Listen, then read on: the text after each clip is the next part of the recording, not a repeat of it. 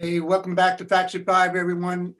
I'm Michael Clark here at the LTV Media Center with my weekly guest, Peter Van Scoyoc. Welcome, Peter. Thank you, Michael. How Yes, are you? I'm good. I'm good. It's been obviously a crazy week nationally in the news, with everything that's going on. And, we touched on quite a bit of that last week, but if it's okay with you, I'd like to focus a little bit more on the local agenda this week. A couple of things. Well, the local kind of feeds into what's happening nationally as well. But the first one is vaccination and the vaccination situation here. So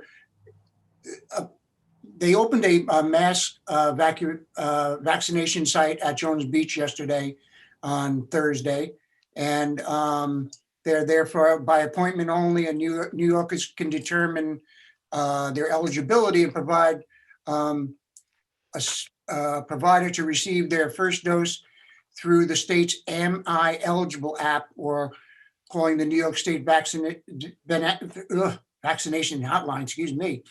And we'll obviously, it's posted on the screen there. And as you know, Peter, vaccinations or lack thereof is causing quite a stir as people wonder what's going on.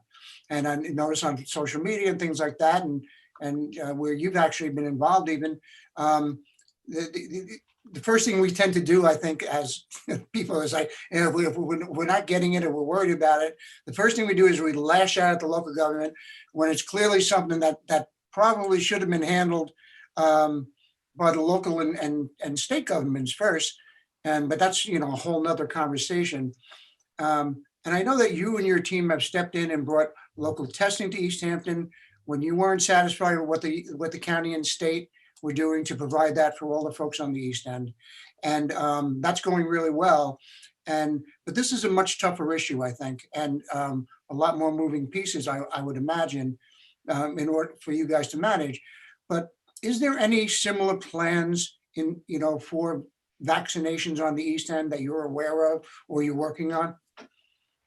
So, first of all, I just want to say that the local testing is going well in terms of the numbers tested in the first 5 days. I think we had over 525 people tested. We're looking to expand, put a second site in Montauk in the next week or two.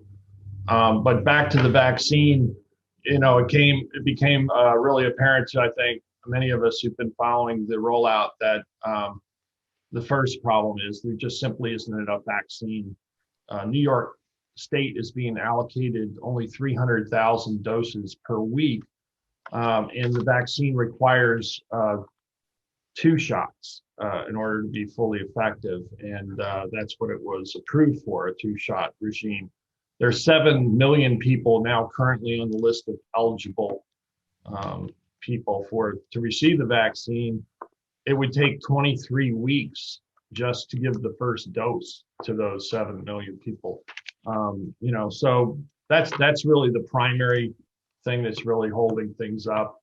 And so far, the state is really only having very small amounts of vaccine distributed throughout Long Island. They do have a couple large vaccine sites that they're setting up. You mentioned Jones Beach, but there are a couple of others as well.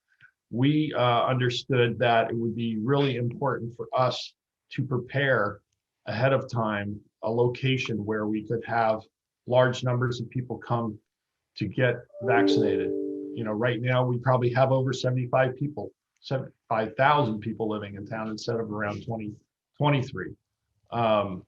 Due to all the exodus from New York City and elsewhere. Right.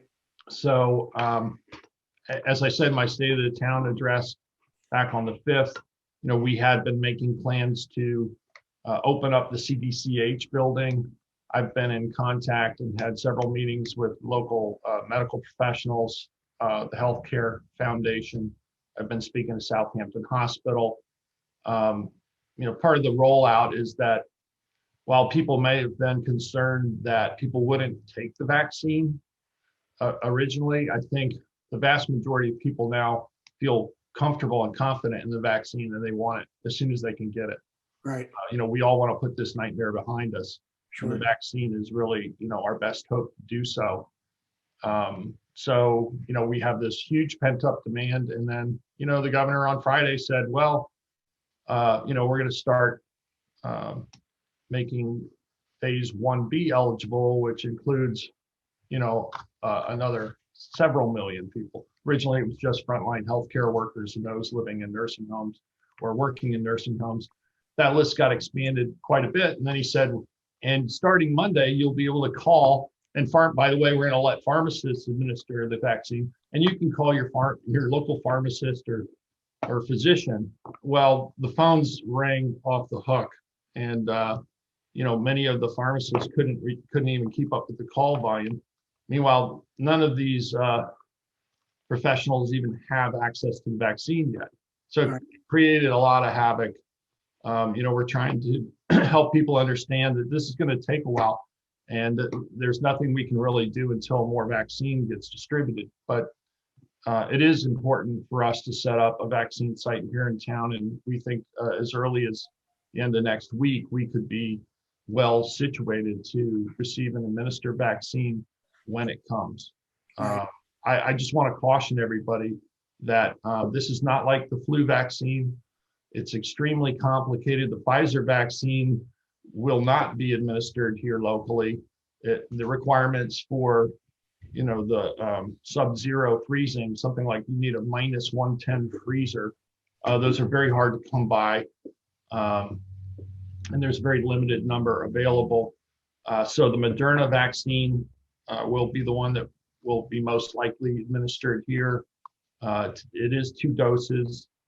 And the requirements for that are a pharmaceutical grade freezer that I think it's somewhere like -10 degrees, which is much more in line with what a regular commercial freezer would be. You cannot, the vials cannot be shaken or stirred, unlike a James Bond, martini, but it has to be handled very, very carefully. It only takes about 10 seconds to give the vaccine, but then you have to have a large enough space for people to sit and be observed for 15 to 20 minutes post-vaccine, just to make sure that no one has an allergic reaction. I think the number of allergic reactions is something like 11 out of a million. So, for a population like us, it's almost zero. It's below, 0.001 or whatever. Very rare, but you still have to be, watching folks for that period of time. We think the CDCH building is a perfect location. It's removed from all other activities. I know that I've been in contact with the schools. Rich Burns East Hampton School District, was willing to offer his gym at the middle school. He's even said that, he has nurses that would be willing to volunteer, he thought. But, we think that having it isolated from every other type of activity, there's large parking, there's plenty of room, that this would be the ideal location. It's not far from 27.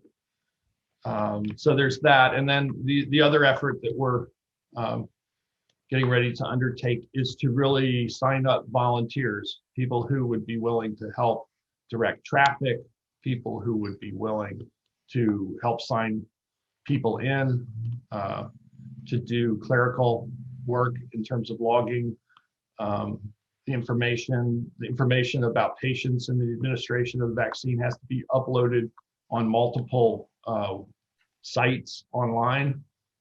So that takes a great deal of effort.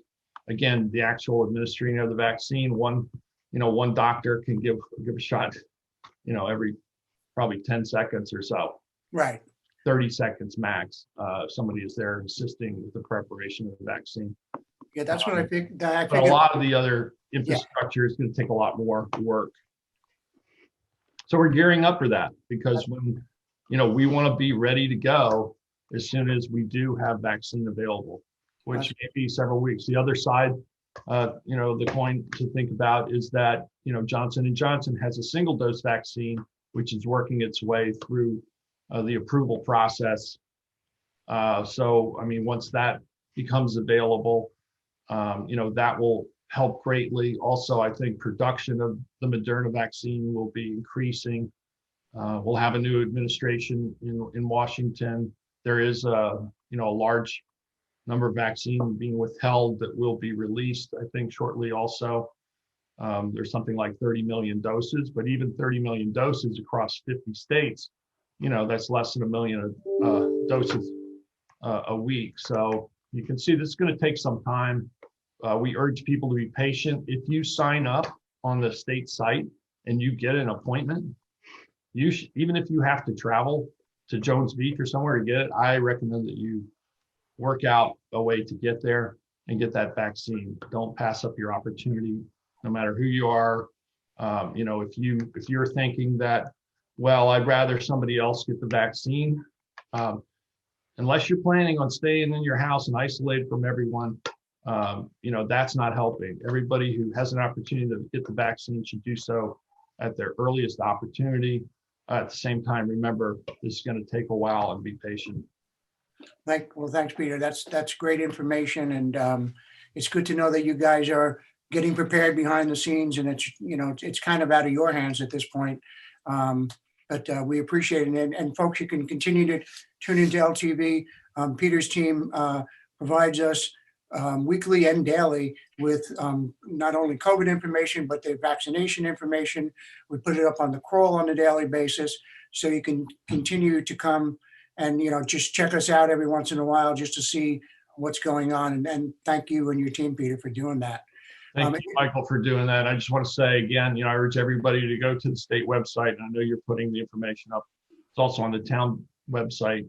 But if you go there and click on check eligibility, fill out that form, get yourself registered to be notified as to when vaccine would be available to you. Absolutely. And we got about 2 minutes left here, Peter, believe it or not. I just want to touch base on the wind turbines, you know what I'm talking about, the wind project. And I know that you opened it up for, I think you guys call it a listening session, where the public is able to call in and give you some food for thought. What was your takeaways from that particular meeting, Peter? Well, I thought it was, first of all, I want to thank everyone who participated. That's democracy at work, and for the decorum that was, shown all around. We basically committed the entire work session to listening to the public, taking their questions and concerns. We will have another work session mostly devoted to this on the 19th to answer those questions and concerns as best we can. But I would say that the large majority of calls that we got and emails were supportive of the Beach Lane location for landing the transmission cable. There are folks in Wayne Scott that understandably are concerned about that. And, I think we have to continue to educate them as to what the potential impacts are and how they're being mitigated and what the benefits are. And I think the primary benefit is that we move closer to, a world in which we're using renewable clean energy instead of burning fossil fuels. That has impacted us so much here on Eastern Long Island. Maybe you don't see it as much in the city because it's already developed and there's smog and everything. But, we've seen our natural environment here, which we cherish dearly, degraded. And the harmful algal blooms in our ponds, creeks, and bays, they're due to nitrogen and pollution. And, there's atmospheric deposition of nitrogen. It doesn't just come from septic systems. The burning of fossil fuels impacts through pollution, acidification of the waters.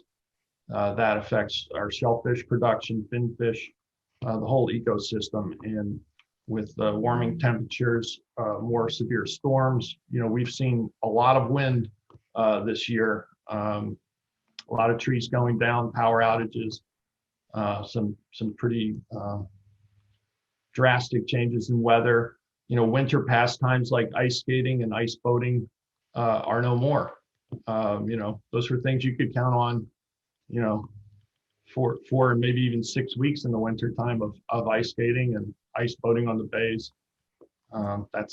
Those days I think are gone. And, we're seeing the loss of forests here locally, thousands and thousands of trees due to southern pine beetle, which is now able to survive here because it's gotten warmer. The local ecosystems aren't prepared to handle those kinds of invasions, and it's having a drastic impact. So we need to do everything we can as soon as we can. It's all hands on deck. You know, we are in a climate emergency, and we need to find ways, better ways to protecting the world in which we rely. Okay, and thanks, Peter. And we'll announce when, you know, any other changes or any other public opinion, but besides what you've already talked about, opportunities for people. And that's it again this week. It went very quickly, and I thank you for your time, Peter, as always. And I'll see you about next week at the same time. Thanks for having me on the show, Michael. Everybody stay safe and please wear those masks and watch out for COVID. It is everywhere. Absolutely. Thank you. Bye, folks.